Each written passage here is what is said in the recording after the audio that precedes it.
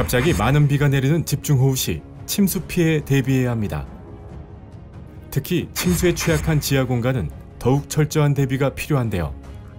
실제로 2022년 8월 수도권에 쏟아진 엄청난 집중호우와 2022년 9월 우리나라에 상륙한 제11호 태풍 흰남노 당시 지하 공간의 침수로 많은 인명피해가 발생하기도 했습니다. 침수, 이렇게 행동하세요.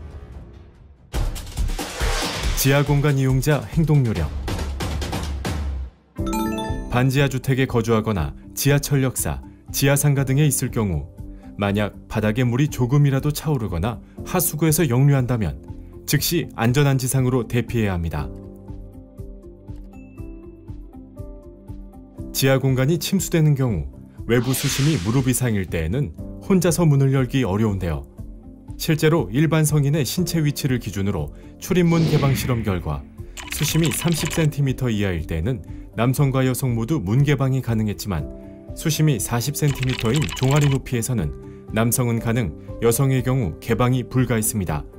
수심이 50cm인 무릎 높이의 경우엔 남성과 여성 모두 문 개방이 어려웠습니다.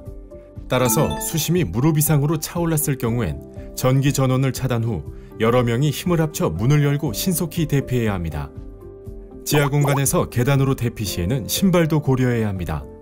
미끄러운 구두나 하이힐, 슬리퍼보다는 운동화가 대피에 용이하고 특히 장화의 경우엔 장화 속으로 물이 차 대피가 더욱 어렵기 때문에 피해야 합니다. 만약 마땅한 신발이 없을 경우엔 신발을 벗고 맨발로 대피하는 것이 신속한 대피에 도움이 되고 대피 시에는 난간을 잡아 안전하게 이동하는 게 좋습니다.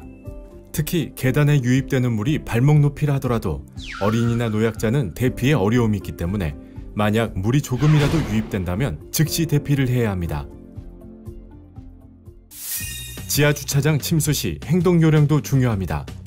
지하 주차장에 물이 차오를 때 차량을 밖으로 이동하려 하거나 차량 확인을 위해 지하 주차장으로 들어가는 행동은 절대 하지 말아야 합니다. 경사로를 따라 물이 들어오기 시작하면 차량은 수압으로 움직일 수 없기 때문에 차량은 두고 사람만 신속하게 대피해야 합니다. 차량 이용자 행동 요령. 차량에 탑승해 있거나 차량 운행 중 침수가 된다면 어떻게 해야 할까요? 차량 타이어 높이의 3분의 2 이상이 잠기기 전에 차량을 안전한 곳으로 이동해야 합니다. 이미 침수가 상당히 진행되었을 경우 외부 수압으로 문이 열리지 않습니다.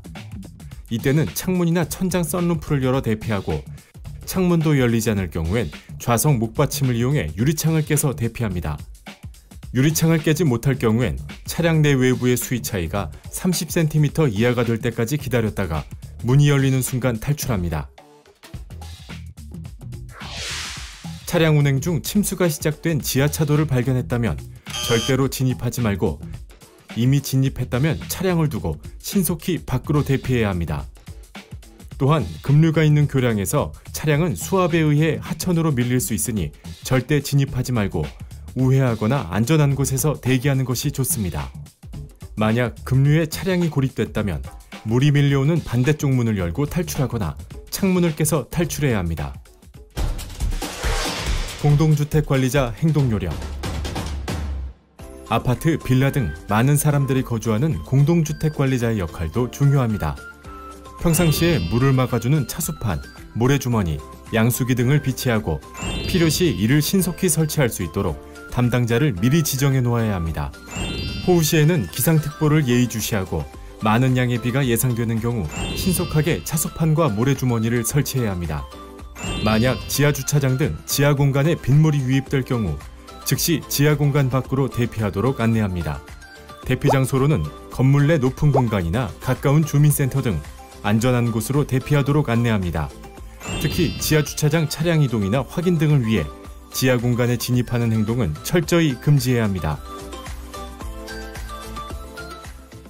갑작스럽게 물이 차올라 생명을 앗아가는 침수 사고. 평상시 철저한 대비와 올바른 행동 요령으로 소중한 생명과 재산을 지킬 수 있습니다.